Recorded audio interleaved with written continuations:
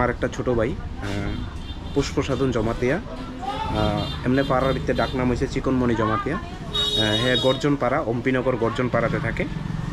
হ্যাঁ ফুটবল খেললে কিছু কিছু পরিবার চালা খুব গরিব ফ্যামিলিতে বিলং করে। তো আমি সবার কাছে রিকোয়েস্ট করতেছি প্লিজ হ্যাঁ একটু সাহায্য করেন, যে যতই পারেন 10 টাকা 5 টাকা 20 টাকা 50 টাকা 100 টাকা যতই পারেন। হ্যাঁ এখন আন্ডার ট্রিটমেন্টে খুব সিচুয়েশন খারাপ, একটু আগে আমি কথা কইছি খুবই কন্ডিশন খারাপ। পুষ্প সাধন জমাতিয়ার জন্য যে যাই পারেন 10 টাকা 5 টাকা 50 টাকা আবার করেন, আর প্রচুর পরিমাণে শেয়ার করেন, ট্যাগ করেন মানুষে, যাতে মানুষ কিছু না কিছু সাহায্য করতে পারে।